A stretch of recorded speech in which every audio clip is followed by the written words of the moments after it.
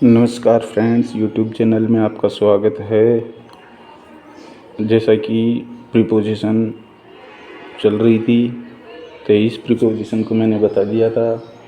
आज जो प्रीपोजिशन है वो समाप्त हो जाएगी और कल से नया टॉपिक शुरू करेंगे। आप अपने इच्छा के अनुसार बता सकते हैं कि इसमें अभ्यास के लिए भी आपको कुछ दिया जाए या नहीं दिया जाए। अगर आज आप कमेंट करके बताते हैं तो कल मैं आपको अभ्यास के लिए कुछ डालता हूँ और आप उसका सॉल्यूशन कर कीजिए। और किसी चीज़ में समस्या होती है तो आप कमेंट में लिख कर बताइए और चैनल को शेयर कीजिए, सब्सक्राइब कीजिए, लाइक कीजिए और कमेंट कीजिए। बाई का प्रयोग। बाई का मतलब होता है से या के द्वारा, है ना। से, है ना। जैसे चक्कू से हो गया, है ना, डंडे से हो गया, या किसी साधन से हो गया, बस से। के द्वारा जैसे राम के द्वारा, मोहन के द्वारा, है ना, चाकू के द्वारा, है ना, डंडे के द्वारा। अब देखो बाई का प्रयोग कहाँ किया जाता है। बाई का प्रयोग किया जाता है साधन के रूप में, है ना। जैसे साधन कई प्रकार के होते हैं, है ना। साधन दो प्रकार के, इसमें दो प्रकार के साधनों का प्रयोग किया गया है ना। साधन का मतलब एक तो वाहन, है ना, जिसमें हम यात्रा करते हैं, वाहन। और दूसरा हो गया कोई वस्तु जिसका हम उपयोग करते हैं, जैसे बिच्छू को मारने का साधन, है ना, सेव को काटने का साधन। सेव को किसके द्वारा काटा गया? चाकू के द्वारा। तो चाकू क्या हो गया? सेव को काटने का एक साधन हो गया। तो साधन के रूप में किसका? बाई का प्रयोग किया जाता है। अब जैसे एग्जाम्पल के लिए, I go to school by bus, है ना। आई यानी मैं जाता हूँ स्कूल, मैं स्कूल जाता हूँ किसके द्वारा? बस के द्वारा। या बस से ही स्कूल जाता हूँ, तो क्या हो गया? के द्वारा, साधन के रूप में बाई का प्रयोग। अब है डाउन यानी नीचे, डाउन यानी नीचे। अब देखो तीव्र ढाल में, है ना, ढाल तिरछा होना चाहिए। तीव्र ढाल में ऊपर से नीचे आने के लिए, है ना। तीव्र ढाल कैसा होता है? जैसे सीढ़ियाँ हैं, सीढ़ियों से कोई व्यक्ति नीचे उतरेगा, है ना, तो किसका प्रयोग किया जाएगा? स्पर्श। वो भी कैसे? स्पर्श करते हुए। अगर स्पर्श करते हुए नीचे उतर रहा है, देखो स्पर्श, है ना, तो किसका प्रयोग किया जाएगा? डाउन का प्रयोग किया जाएगा, है ना। जैसे मोहन सीढ़ियों से नीचे आया, है ना, तो डाउन, क्योंकि सीढ़ियों से नीचे आएगा तो स्पर्श करेगा, नीचे आएगा, है ना, डाउन, है ना। जैसे she come down from the car से उतरा, है ना, कार से नीचे उतरा, तो डाउन का प्रयोग।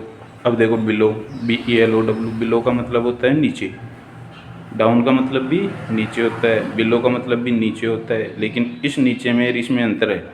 देखो बिलो का प्रयोग तीव्र ढाल में, सॉरी इसमें थोड़ा गलत हो गया, है ना।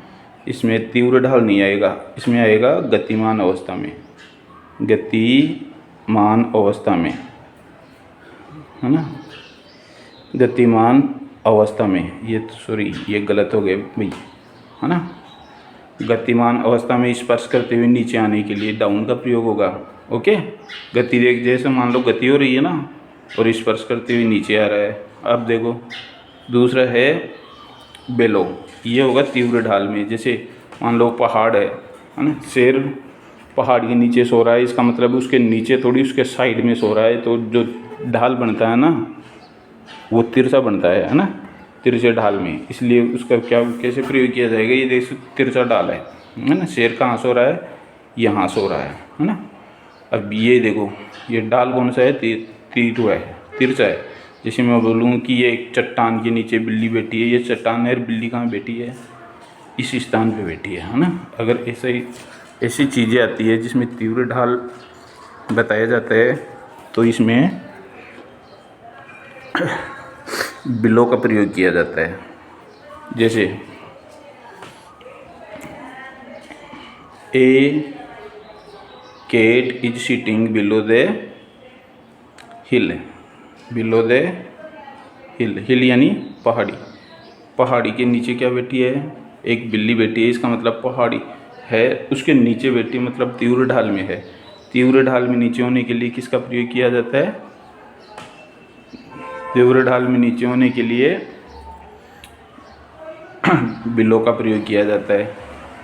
अब जैसे अंडर आ गया, अंडर, अंडर का प्रयोग कब किया जाता है? अंडर का प्रयोग किया जाता है कोई निम्नलिखित शर्तों पर किया जाता है। जैसे पहली शर्त क्या है इसमें? अंडर का प्रयोग वस्तु को बिना छुए नीचे होने के लिए किया जाता है ना। जैसे पंखे के नीचे, है ना, मैं पंखे के नीचे बैठा हूँ, है ना, या शेर पेड़ के नीचे सो रहा है ना। पेड़ के नीचे सो रहा है शेर, तो देखो पेड़ कितना ऊपर है और शेर कितना नीचे, इसे स्पर्श नहीं हो रहा ना। जैसे कुर्सी के नीचे बिल्ली बैठी है ना, तो कुर्सी का जो पूर्ण रूप से स्पर्श नहीं होता है इसमें। इसमें क्या होता है? थोड़ा सा नीचे होता है। तो थोड़ा सा नीचे होने के लिए किसका प्रयोग करेंगे? अंडर का प्रयोग करेंगे। टच नहीं होना चाहिए, छूना नहीं चाहिए, है ना। जैसे ए लाइन वाज स्लीपिंग, है ना, a lion was sleeping under a tree. Lion यानी शेर। शेर क्या कर रहा था? एक पेड़ के नीचे सो रहा था।